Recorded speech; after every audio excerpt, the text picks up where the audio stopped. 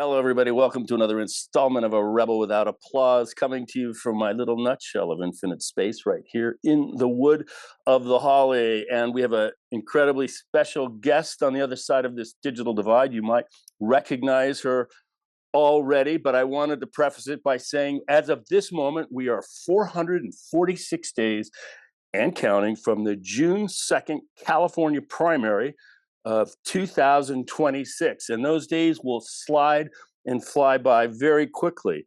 And with me here is, well, she was a two-term California state controller. So she went from overseeing the books of her family's dry cleaning business to overseeing the books of the fifth largest economy in the world. By that, I mean the state of California.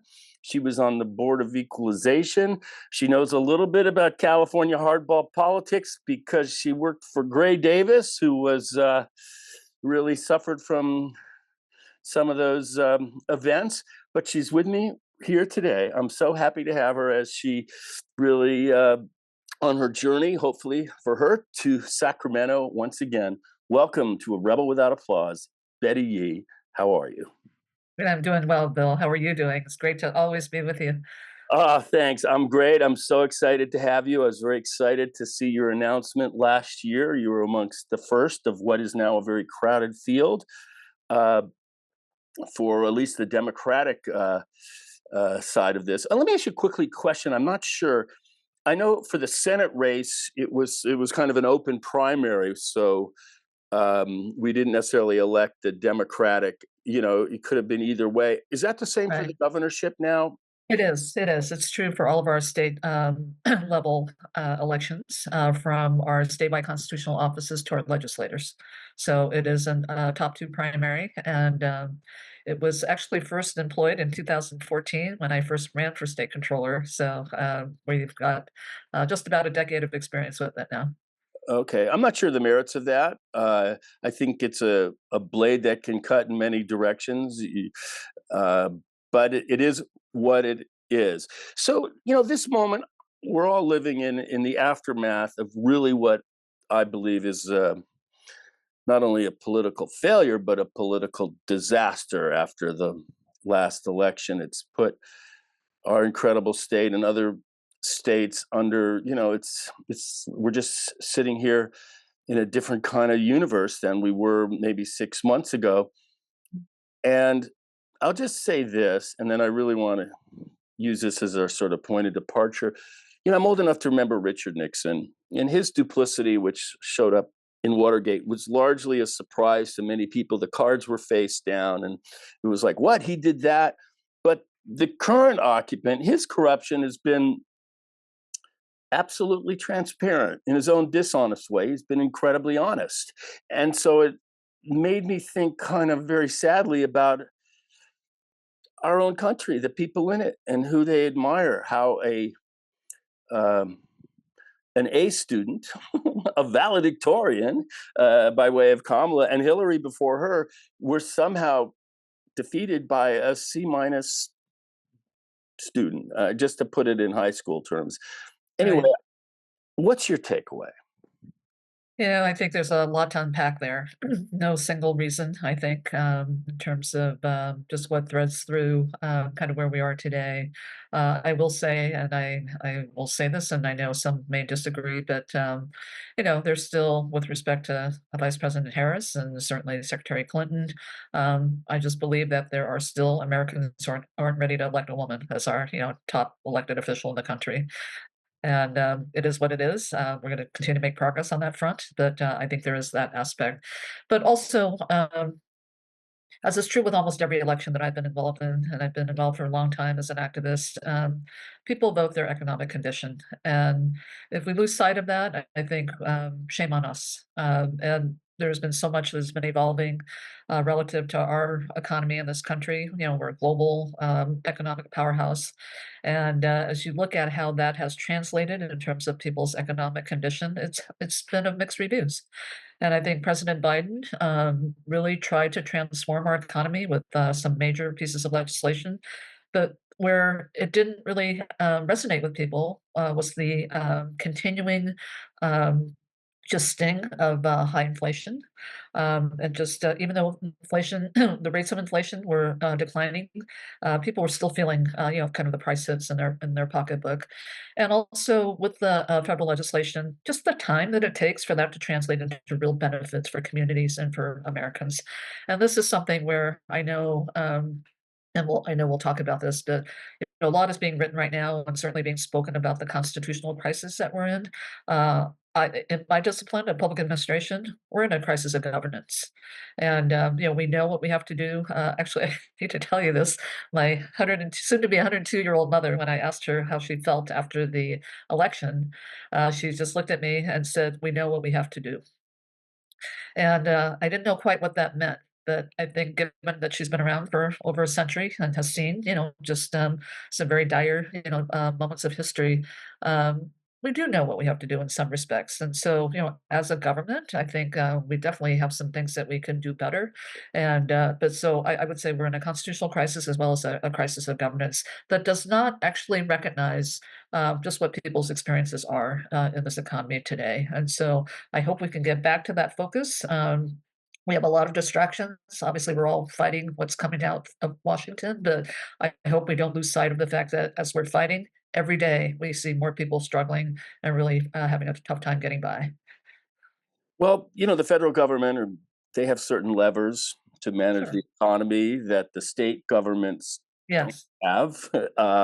They've got a bigger control board, I think, Yes. than Yes. they do in Sacramento or elsewhere.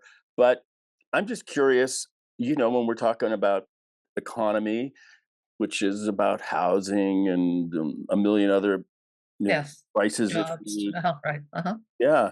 Um, what you can do in the state house maybe to make things better, because that's where you're headed, hopefully. Well, unfortunately, we're gonna have to really look at what the impacts are in terms of some of these federal actions to date.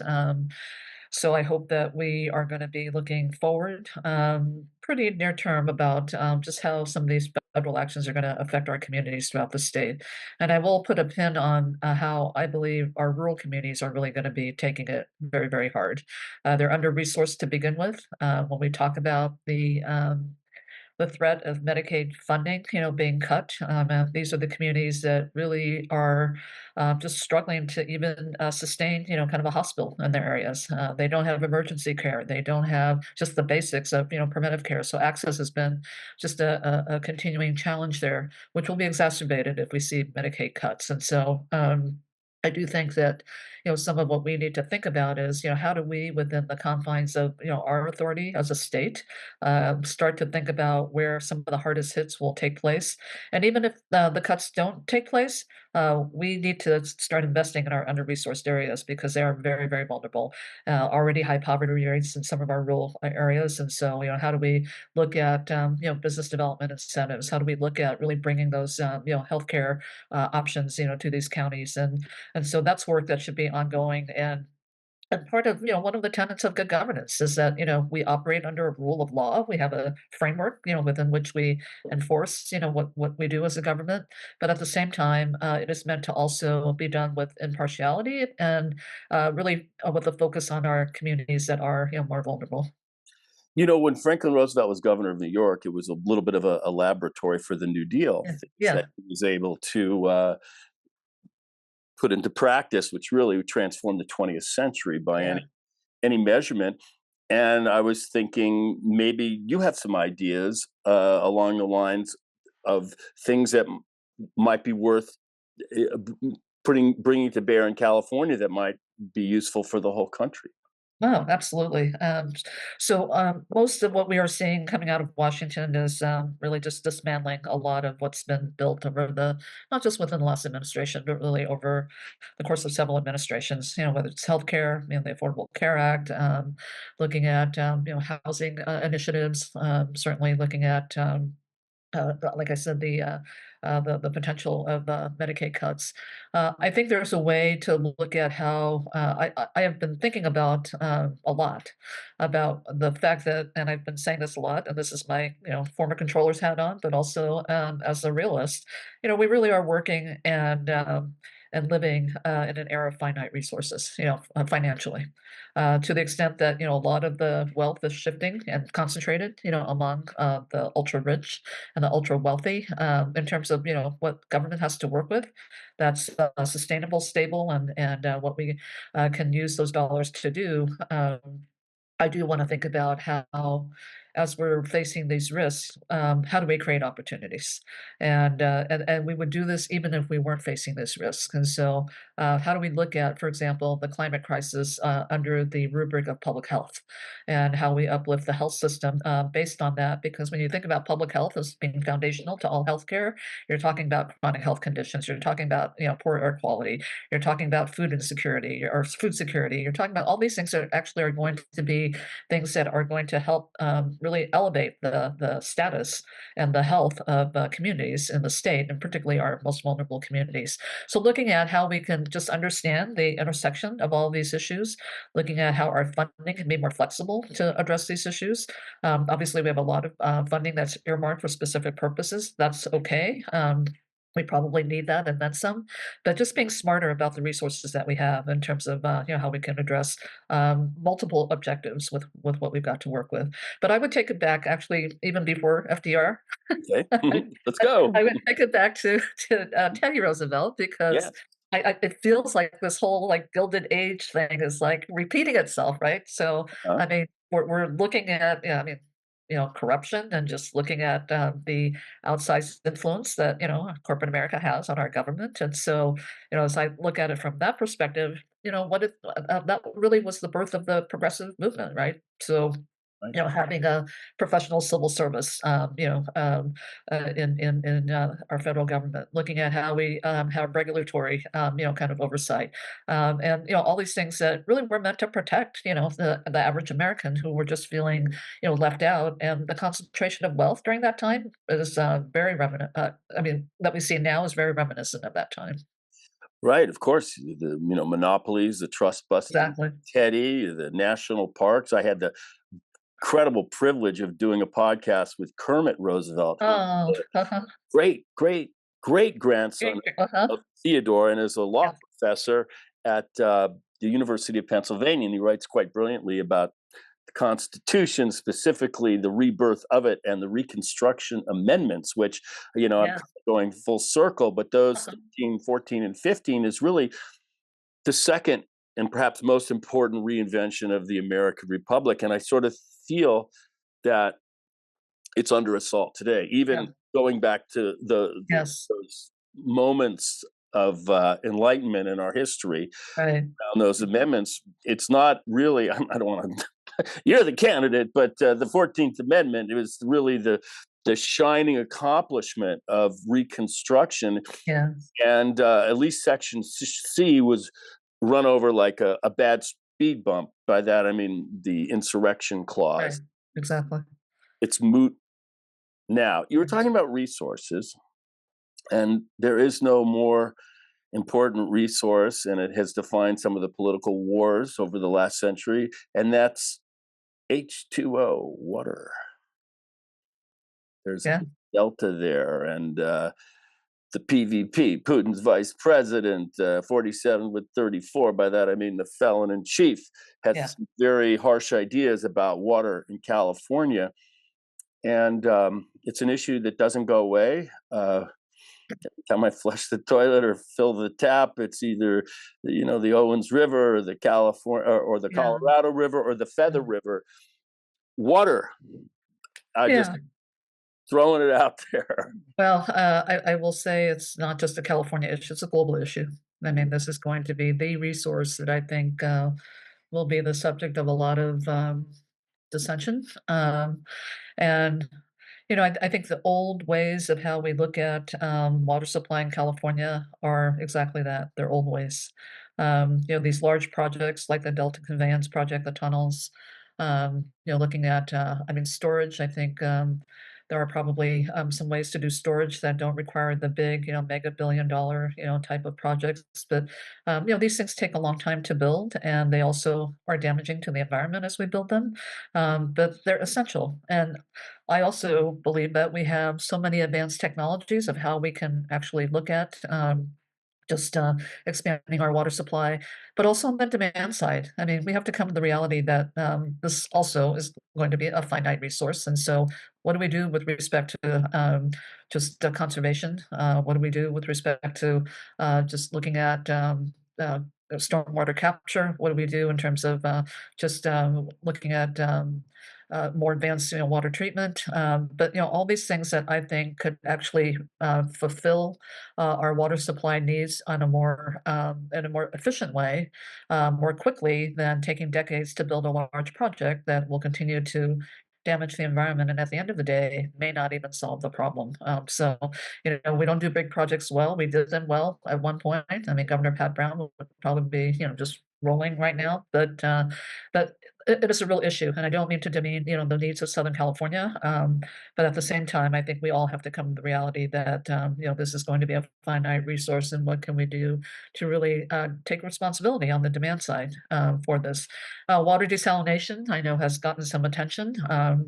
And still quite damaging to ocean health and life, but there are some new developments that show some promise. And the innovators, frankly, are our local and regional water agencies. I mean, they're looking for solutions, and as they're continuing to just be innovative about where supply can come from, we are seeing some promise with respect to desalination that could be that would be less damaging in terms of ocean health and the marine life associated with that.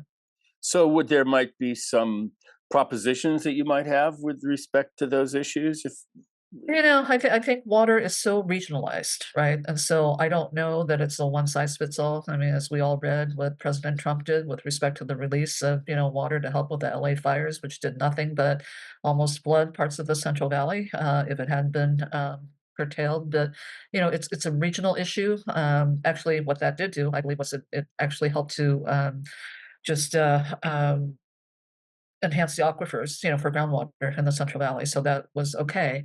But there are so many developments in water technology that I think that could be helpful as well. And so the key is, how do we make sure that those technologies are are advanced enough where the financing for them at the outset to be able to have them get to market is there, so that they actually could be in your home and my home, kind of throughout the state. And how do we create an economy around this? I know there are some areas in the state, and I'll just name one in the Inland Empire where they're trying to develop a whole economy in that region around water technology. Why should the technology be imported, from other parts of the state or the world when when they can actually produce it right there. So I do think, with every kind of risk, there is an opportunity. We should look at it from that perspective, that it is a regional issue.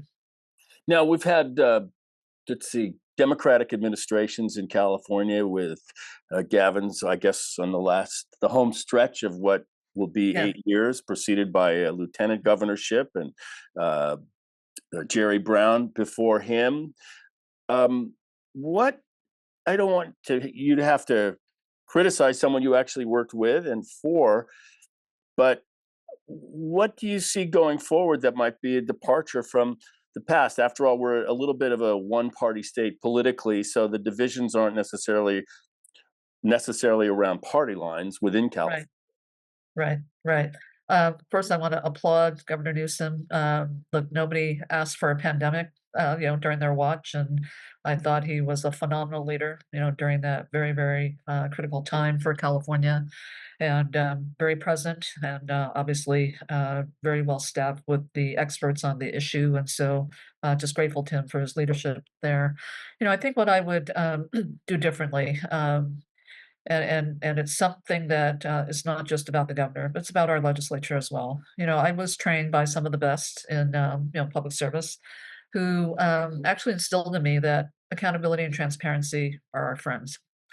And I would really try to reinstill that into our governance of California. It has not been something we've done consistently, and because of my discipline in finance, it's something that goes hand in hand with how we're utilizing our resources. Are we utilizing effectively and efficiently? And if not, and if they're not producing the outcomes that we want, we should be back to the drawing board and figuring out how do we get those outcomes and how do we redeploy those resources. We haven't done that as a matter of practice for probably the last 15 years. And this is both with respect to, I think, the governor as well as the legislature. Um, and look, they're trying to deal with crises. I get it, whether it's COVID, whether it's wildfires, all that. I understand that. On the other hand, you look at what's happening in Washington now with this whole, Doge, kind of effort. Um, Government efficiency is not a bad thing. We should be always looking at how we improve, our operations and how we deliver for people. And at the same time, as we do that, be very transparent about why we're doing that, how we're doing it, and who's getting help by it. And we have not done that. And I think unless that comes from the top, it's not going to happen. So I saw it from the controller's office that we probably didn't have to spend as much money as we did on a lot of things if we actually had more accountability and transparency. It's something I want to bring back. Accountability is a good thing. It's not about who gets thrown under the bus. It's about how we do better together. Well, maybe instead of using a sledgehammer, we might use a scalpel. From where I sit, it feels less about government efficiency than more about political revenge. No, it's retribution. It's about retribution for sure. At what's going on at the federal level with Trump and Musk. But I think here in California, what I see is, we don't invest in really building the capacity of supports for the time when Californians experience economic vulnerability. And by that, if people are feeling, for example, from the pandemic, are there ways that we can do, job training and retraining, in a much more effective way? Are there ways that we can, provide, just even temporary, kind of cash assistance to, just help with, just being sure that our workers are resilient and don't have to kind of lose any ground. So all of that, I think, are kind of like the ideas of some of the supports. Is there can we enhance the care sector so the people who go to work actually have that support. So all those things that we've not really kind of looked at but are kind of coming at us. Actually, some of them are already here. But as I think about how we haven't invested in that, then what happens when we actually have to face that? We're probably in a crisis situation. We're solving to the crisis rather than actually trying to build systems or at least modernize, what we already have. And this is kind of the fun, kind of innovative part of government that we have not trusted can happen. I saw it with my department during the pandemic, and I will just say I was so proud of my team. We got rid of paper, kind of timesheets and built a portal that everybody's on now in terms of all of our state employees and the legislative employees. We updated to the 21st century so our vendors could be paid and they could submit their documents with DocuSign. I mean, my gosh, how long Yeah. have I been trying to do that? So things like that that really are about, how do you keep creating efficiency in government so that people who are really depending on government can be served well. And so I hope that that is something that we continue to look at. And then systems. This is one that I really have a pet peeve about. We don't do systems well. I mean, information technology systems. Here we're in California, right? We have the biggest, tech pool of talent, and yet, California seems to continue to have, as a state, continues to have challenges with respect to our systems. Um, and I think the legislature and frankly, this administration, past administrations have not put a lot of just priority on funding these systems that actually can inform us about a lot. When we have a budget, when we have an economic downturn that requires budget cuts, we actually can look to these systems to help us see, where are things working well, where are things not working well. I did the financial statements for California's controller, and departments aren't able to produce financial reports because we have a statewide accounting system that departments still can't use. And so our reports are late, which doesn't bode well in terms of the public's and confidence, certainly investors' confidence in California relative to our financial conditions. So, and from a legislative point of view, it's a bureaucratic exercise. From my point of view, it's about how well is California doing, and can we really attract and sustain the interest of those who want to invest in us. Well, somebody who comes from the financial sector, accountants, and as your controller, I always feel like, especially when I have to do my taxes, it's truth time. I Yeah. can't live in any kind of illusion about, yeah, I'm doing great as an actor. Well, Bill, look, you're not doing so great. Yeah. So you don't, at least your experience doesn't really allow you to live in the luxury of magical thinking. You have to, your training seems to live in another sphere. Yeah, I mean, it's very based on, kind of reality, the resources we have now, what can we do with them? But also looking at, I mean, it is, as I think about, I mean, people would always kind of say to me, you're so focused on, kind of the workforce and people needs of government. You're focused on processes. You're focused on systems. And I said, well, that's the infrastructure. That's the infrastructure. And when the infrastructure gets dismantled or isn't supported, we can't do our job in terms of delivering for the people of California, and we're seeing that in real time with respect to what the feds are doing right now, and so that's what we're gonna be seeing. You have less people doing this work, you have programs that are being dismantled, there will be real pain in terms of people not getting served, and, so, yes, that is my wheelhouse, but I think in terms of the magical thinking, where that comes in for me, Bill, is as controller, I have this great perch from which to look out at what was working well in the state, the state's economy, what worked well, what didn't work well, in terms of, from a workforce perspective, from, kind of communities being served perspective, jobs being created perspective. And then, I guess more importantly, what was the state's response to what wasn't working well? And I think for me, it still is about, just an underinvestment in many key parts of our state. I would say, particularly our rural areas.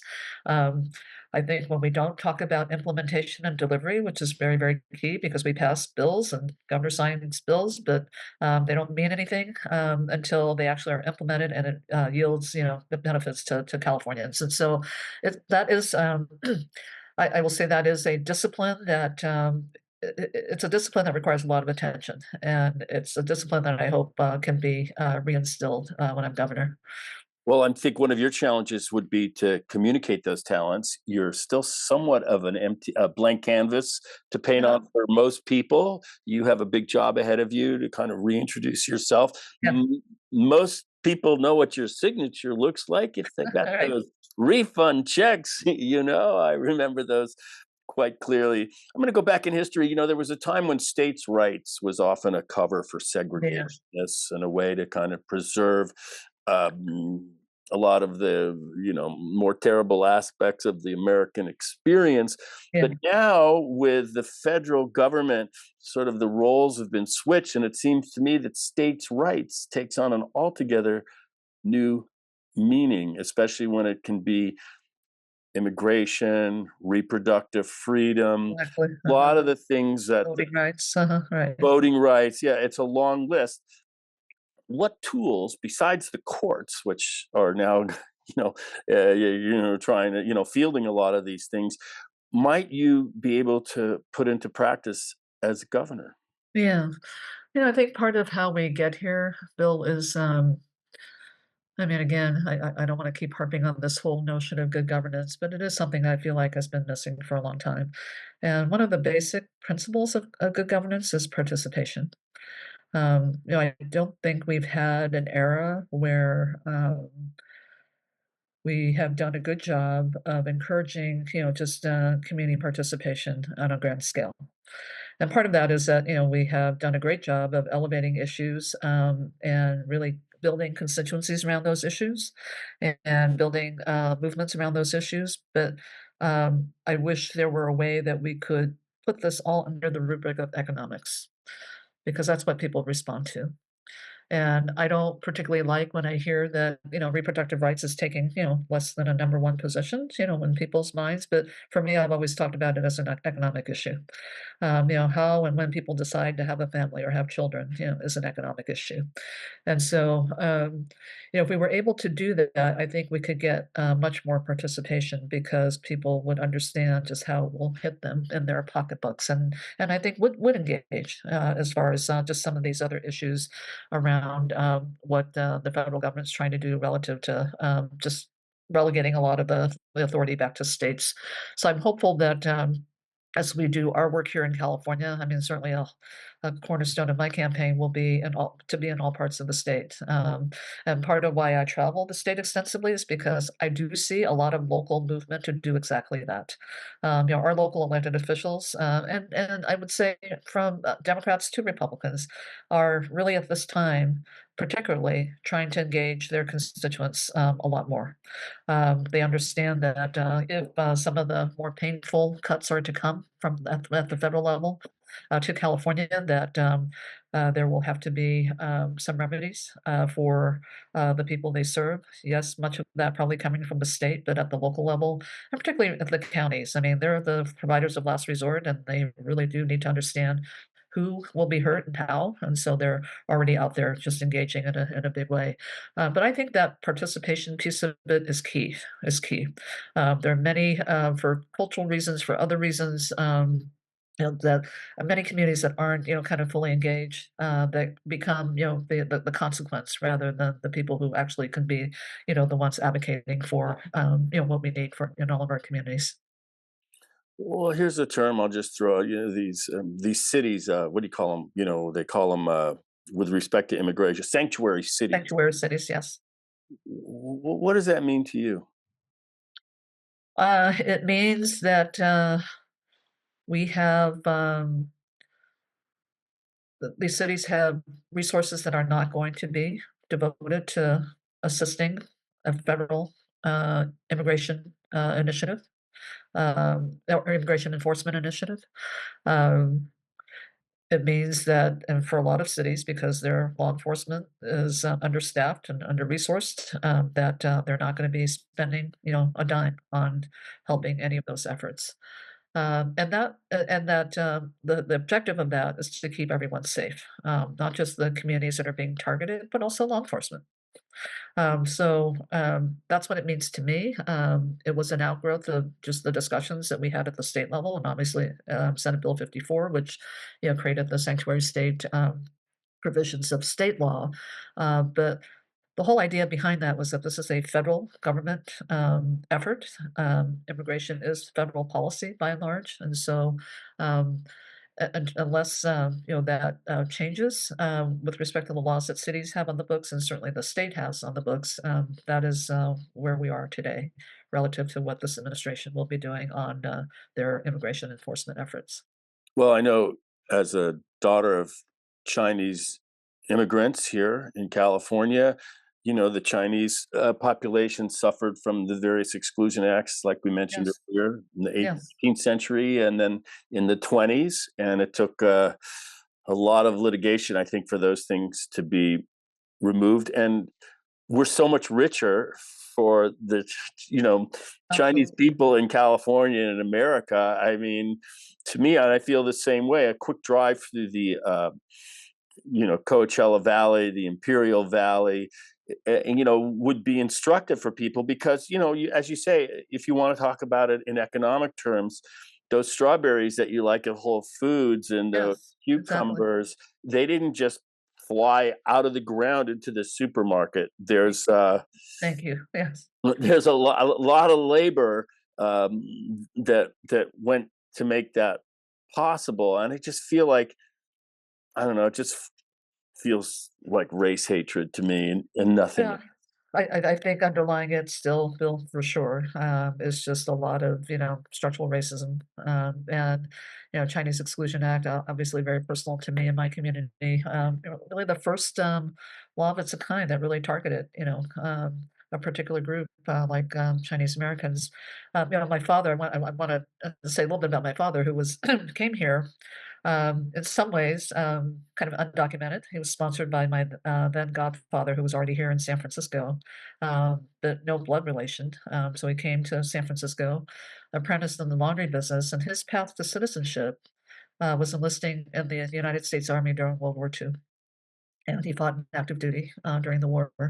Didn't speak English well. Was stationed out of Fort Ord in Monterey, and was literally standing in a ditch feeding, machine gun artillery, and it's, something you think would be out of a movie, but there was a pathway. I mean, I tell this story just to illustrate that, back then, those pathways were valued. My father took that risk and, enlisted and was able to, really kind of get his foot in the ground relative to establishing his life here.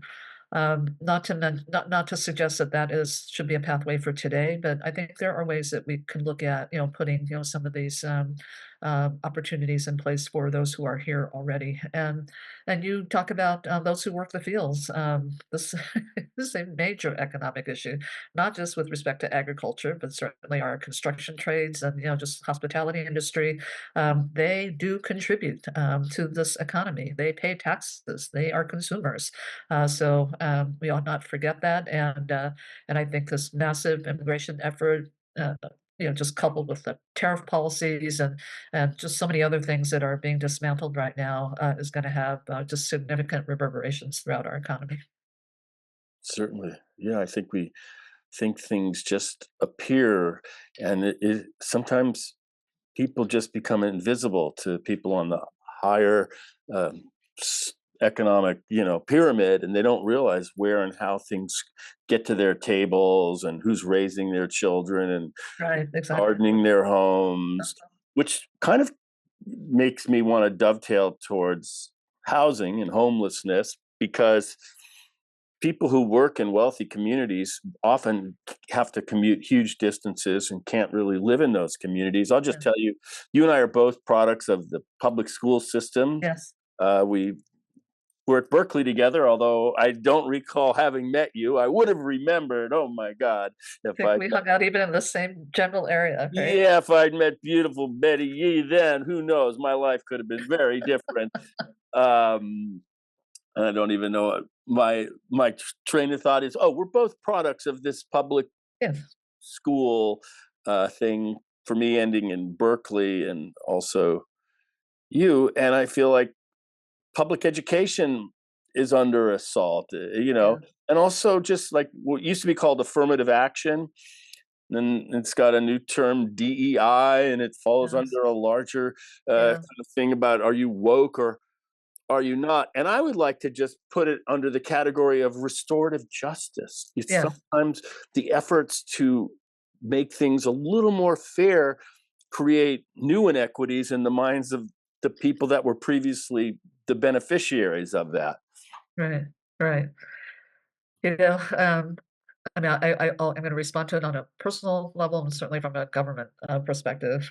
From a government perspective, um, I hope with all of these attacks that we are not going to let up on our focus about just issues around access, right? What we're really talking about here is, yes, equal opportunity, but it's about access. It's about access that has been curtailed because of systemic racism, discrimination, whatever the experience has been of our underrepresented, served communities. That is a central responsibility of government, from in my mind. So that and as I said, when we talk about the rule of law, there has to be that focus on being sure that we've got enforcement of the law with an impartial mind and with a focus on those communities that are vulnerable. I think from on a personal level, I will say this about, DNI and all this, public education especially, because this is the assault that I think is going to hurt us for a very, very long time. Where else but in education? I mean, I always thought that education, aside from what it did for me, I didn't speak English entering kindergarten. I had great teachers who were very devoted to, my development, to my classmates' development, and, um and then as continue in your studies, and you and I were at Cal Berkeley and home of the free speech movement, where that was birthed with Mario Savio. But, I think about where but in public education, uh, centers, how we become discerning citizens. Um, Certainly the media is playing an outsized role in that right now. Um, And this particular administration right now in Washington is of the mind that unless educational institutions follow this current government's line, we are of no use and of no value. A very dangerous place to be. Very dangerous place to be. And when it comes to free speech, and we can debate. It's a bigger debate with respect to whether, hate speech is free speech, um, or speech certainly that incites, violence and harm.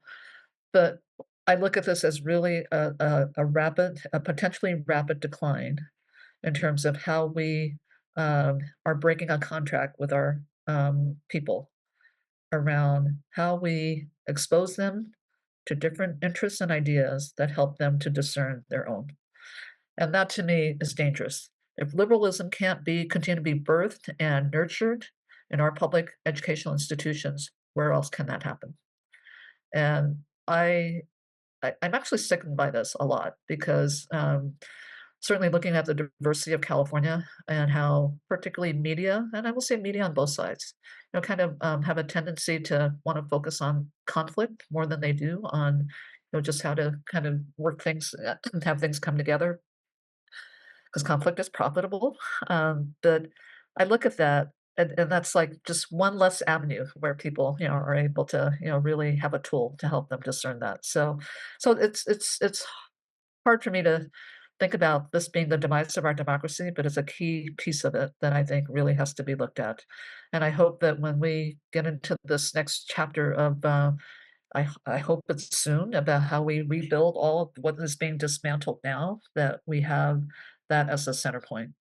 Because if we don't, I think the next kind of crisis that we will see is one where our democratic institutions, including our public education system, and more, aren't going to be there to really help us, really understand how we have to recover, from these just kind of, just regular attacks on our democracy. Right, because without an informed populace, an Yeah, educated populace, democracy really, doesn't have a chance. yeah, It's exactly. it's under And assault. what's so interesting, I'm harkening back to what I did last election cycle with my husband Stephen. We spent a good deal of time in the Central Valley, helping to canvass for our endorsed candidates there.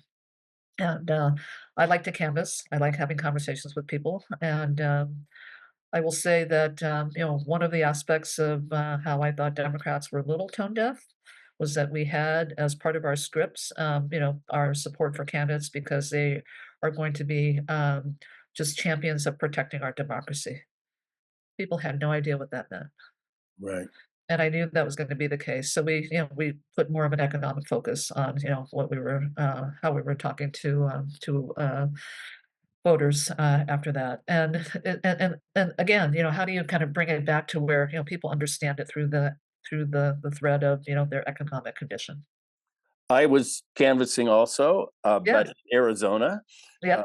I was tasked with a Thank you. group that speaks Spanish, so I was literally within, I mean, seriously, a few hundred yards of the La Frontera, the border. Uh-huh. You Yeah. could The border. see Yeah. the wall. And by the way, with all the hype about the nightmarish border, it was about as quiet as Yeah. any street in Beverly Hills. I just Right. want to add that Uh-huh. as a caveat. And I wanted to talk to people too. My point of view was like for the Hispanic community was una palabra respeto. Él no tiene Yeah. respeto para ti. He just doesn't respect you. And I was saddened because actually it didn't matter. He carried Arizona, like, okay, all right. I mean, so some of this just is frustrating. I applaud you to go into the Central Valley because it's been politically ignored. It's also like the place where, what was the guy's name in Bakersfield who was a congressman, Kevin McCarthy, and the other guy who was chairman of the Intelligence Committee from the Central Valley, a longtime Republican. I'm now blanking on his name. But I guess learning to talk to people that might not agree with you is Yeah. something that is an acquired skill. Well, I think one of the things that I think you probably have the same experience. I was actually quite moved by how welcoming people were. People don't tend to have their doors knocked on in these areas, Hmm. and but when we did, they definitely, really wanted us to hear what they had to say, so I mean, I felt privileged to do that. Um, but it also, really brought home for me how they really have not had the representation they deserve. I mean, this is, they're not touched, they're not recognized, and so I'm not surprised that, at the end of the day, they have just a distrust and maybe even disdain for government because it does nothing for them. Mhm. And when I think about some of the stories I heard about how government wasn't there for them, in one way or another, you begin to realize why people start to feel, just disaffected, or frankly, just defected, and wanted change, or wanted, just someone who, at least they felt like, could be someone who understood, their condition. And unfortunately, some of them felt like that was our current president, but I understand why that is the case. I felt like Biden had a hard time selling his own successes. It just didn't seem to his victories, politically and otherwise, he didn't seem to get credit for them. Yeah, look, I hope the history books are such that we go back and look at, the Biden-Harris administration as one of the most transformative of administrations, what they had to deal with. They walked into a pandemic, but at the same time, major, major investments, in terms of infrastructure, how we're going to deal with the climate crisis, all centered around the economy. And this was the beauty of, kind of his, vision, and, now that is all being dismantled to where people are not gonna even, feel an ounce of, what he had hoped for them. So, but I think, it took too long to really translate into, specific benefits for Americans, and I think there were some, impacts in some of the, red states that actually got some funding, but, many communities not really feeling, the impact. Didn't resonate for him politically. He didn't get the No, benefits no, for it. and frankly, what people were still paying high prices for everything, right? So this is like the whole inflation thing was I mean, the timing of all of that could not have been worse. Well, and Obama, although he weathered his reelection, he also it took a long time for the public to catch up with the benefits of what Yes, Affordable Care Act or absolutely, Obamacare was, right. and I'm sure there's other examples. I have a thought, and I like your reaction. We had these catastrophic fires and down here, and they had them in Northern California too. We have them seemingly everywhere. Yes, And I know you worked, I think, on the Coastal Commission, and you had some experience on in there. And as a kid, growing up, I surf and I love the ocean. And that drive from Topanga to Malibu, you really couldn't even see the beach yeah, because it was wall to wall housing, just home after home over cantilevered home with balconies over the ocean, yeah, over yeah, rising sea levels. And now about 90 or 75% of that housing is gone. gone, right, And when they open PCH again, you actually be able to see the ocean. yeah, Now, I don't want to diminish. I lost a friend in the fire, a surfer pal. Um, how terrible it was, but just like the Depression offered opportunities for government reinvention in the 30s, there are some opportunities here. And my just little suggestion is that beautiful space of coastline, which has been blocked basically, could somehow be reopened to the public because, gee whiz, who's going to insure a place that's prone to fires, rising sea levels, and animals, yeah, tsunamis? You right, can't insure, you can't finance people that. So, my hope is that maybe the state parks can sort of reclaim the coast for everybody uh, going forward. And I mean, that's my 2 cents. I know some people can afford to rebuild, but a lot of those people won't be able to. right, right, And this isn't so much about the Palisades back up in the hills, which I suspect will be rebuilt in some form or another, but I'm yes, talking about our coast yes, and that section of sure, beautiful beach. sure. I agree with you. I think, no, I mean, I agree with you. I know that for many who lost their homes and lost loved ones, this is tough to swallow to think that, some of this may not get rebuilt. But I think we have an opportunity here to do this right. Um, are we rebuilding to burn again? Are we rebuilding to have, homes washed away? I mean, just are we willing to take that risk again? Um, and I hope the answer is no. I would like to think that, we can be smart about how we rebuild.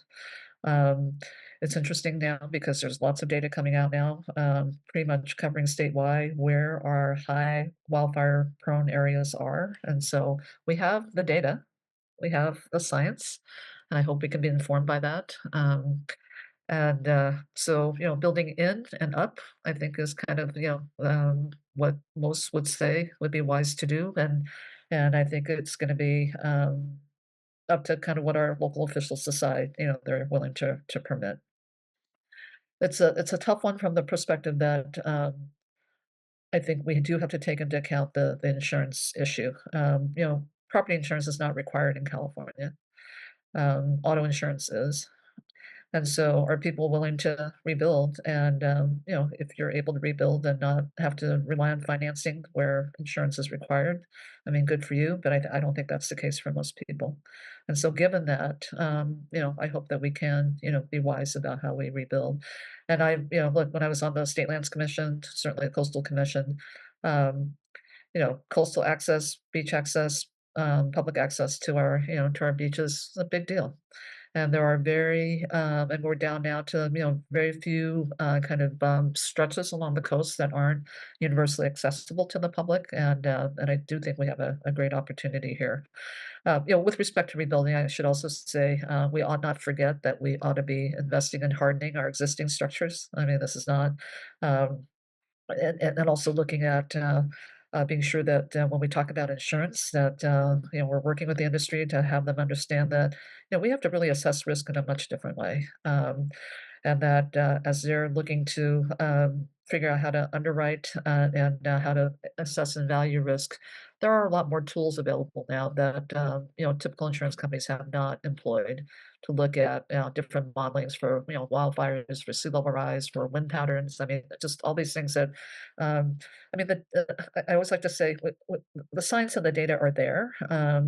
I don't know that it's perfected, but it's certainly, being employed now by, some companies, but the larger companies have not been, willing to do that. So I do hope whoever the next insurance commissioner is can make that a priority. But to your point, I mean, I would like to think that we could have now an opportunity where all Californians can enjoy the coast.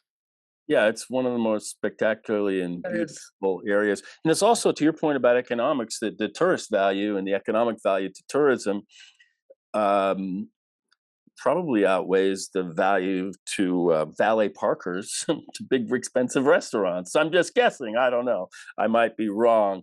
Yeah, I wanna be Uh, sure. I mean, there were a lot of, obviously, livelihoods upended, either the loss of homes, loss of businesses, loss of community, institutions, and so all of that, I think just has to be, part of how we think about the rebuilding.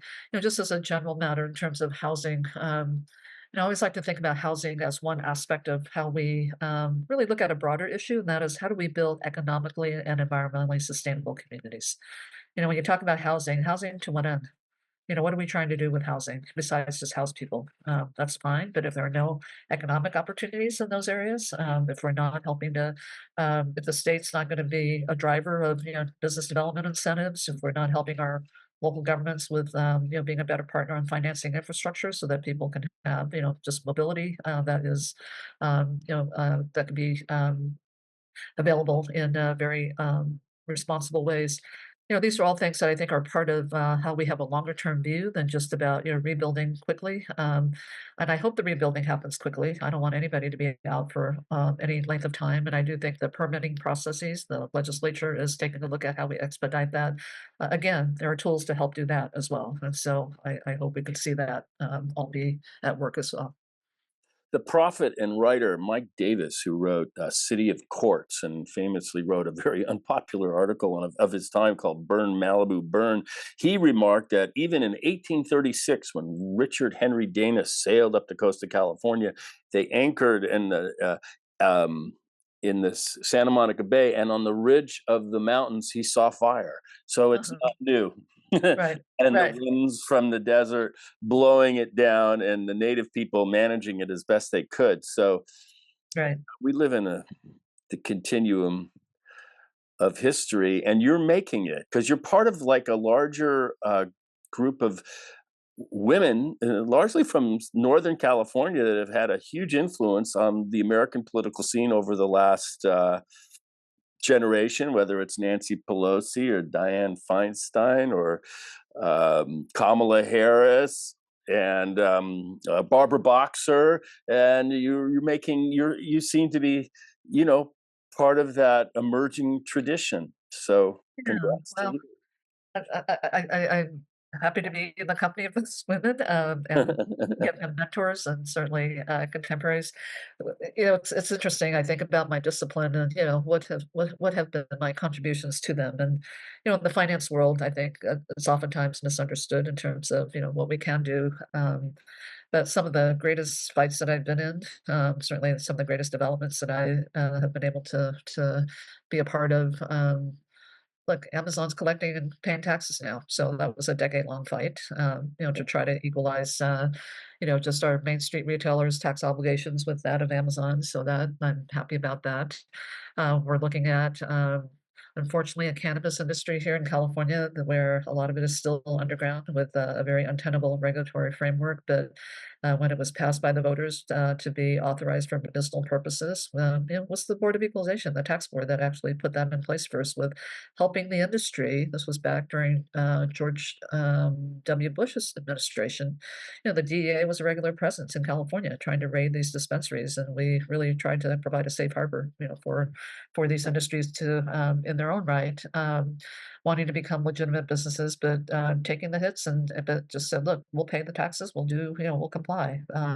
But just don't out us as dispensaries, and so and that was on a bipartisan basis. I mean, as part of how we promoted the dispensaries as part of the legitimate business community, and then just looking at overall how we modernize our tax laws because, it's I always like to say, tax law is fascinating because, you have the opportunity to look at, how it's influenced by, changing lifestyles, new products on the marketplace, different ways of transacting business. And so, whether it's different ways of transacting business, with online retailing, like Amazon, whether it's new products on the marketplace like cannabis, and, someday I'll tell you about my Botox, achievement. Okay. Lastly, just changing lifestyles. We would not have marriage equality as the law of the land without California having stepped out for property tax and income tax equity at a cost to same-sex couples, by the way, because they Oh, wanted to be legitimate under the eyes of tax law. And Judge Von Walker's first opinion in the marriage equality cases cited the economic disparities and the tax laws is really, kind of a foundation for how we achieve equality. which takes us first full circle to the 14th Amendment and the Equal Protection Equal Clause. protection, you got it.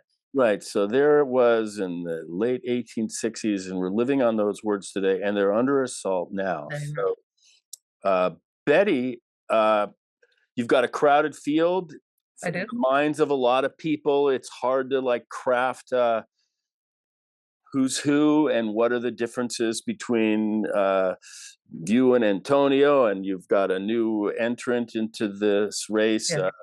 Katie Porter, former Congresswoman. There's, I'm not sure how to say her name always, but she was the former lieutenant governor. There's a Uh-huh. crowded field, and you have a big task in front of you, I think, to let people get to know you and see what you're about. I hope this is in some way helpful for that. Well, always helpful, Bill. In some ways, I feel like I'm on the road of a reintroduction, if you will, of what I've done for almost 40 years. And, I mean, the offices I've held are probably lesser known, but big impact. And the way that I have always liked to work on other people's campaigns and my own is, running a grassroots campaign.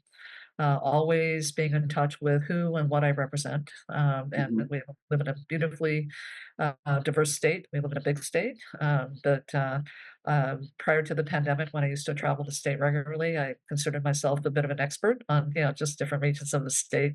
Yeah. And but I have this underlying belief, Bill, and that is, we do live in a great state. I mean, when you look at how even communities, I get buoyed, traveling different parts of the state. When I go into rural communities and you think how under-resourced they are, but just to see how they are able to fend for themselves, it's inspiring.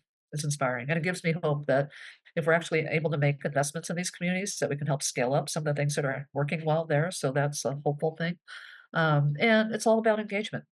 When I talk about participation, you can't have participation if you don't engage first. And so this is a big hallmark and cornerstone of our campaign. It's how I won my first race as controller, so not my first rodeo, Hmm. but it is hard. No consultant will tell you this is the best way to run a campaign, but we did it. I ran against the Speaker of the Assembly back in 2014 in the primary and came in Right. second place. And so it's we're going to work hard for this. And it's something that I'm, just very motivated to do.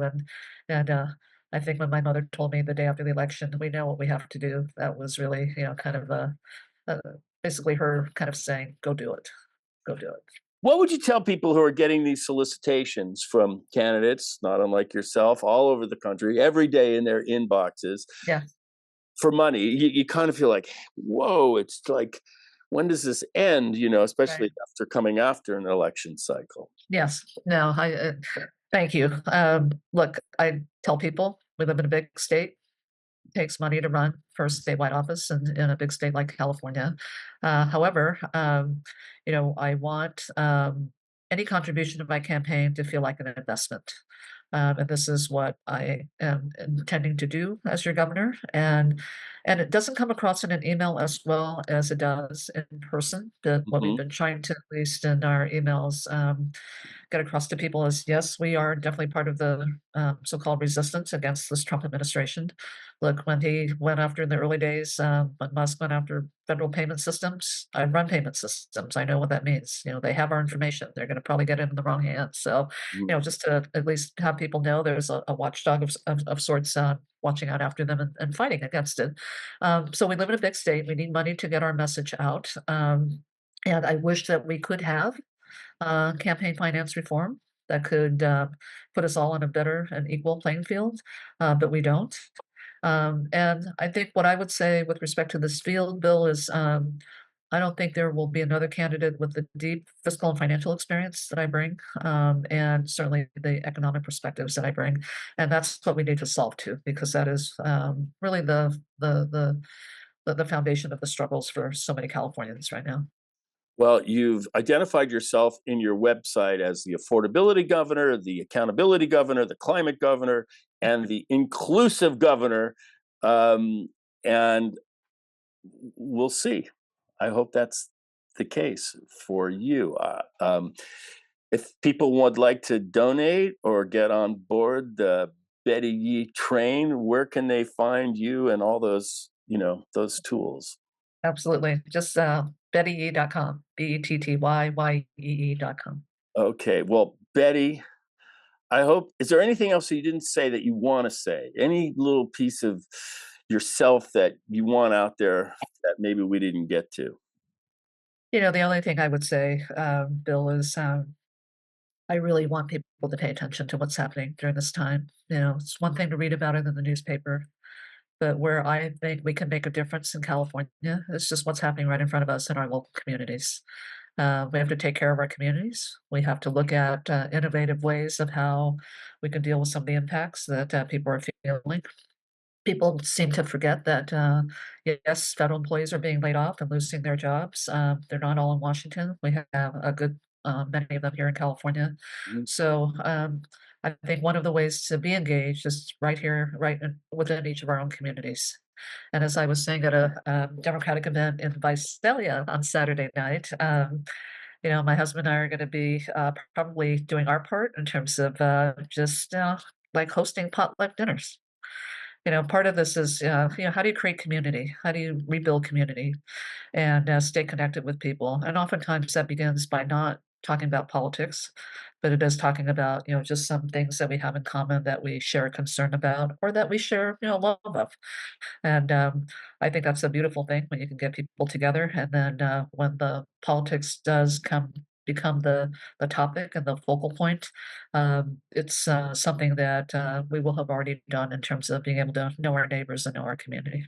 Well, you are also a vice chair of the California Democratic Party, and Yeah. so generally after electoral defeats, even though California prevailed as a Democratic state in our elections, Yes, it's a time of reflection and what does it mean to be part of the Democratic Party.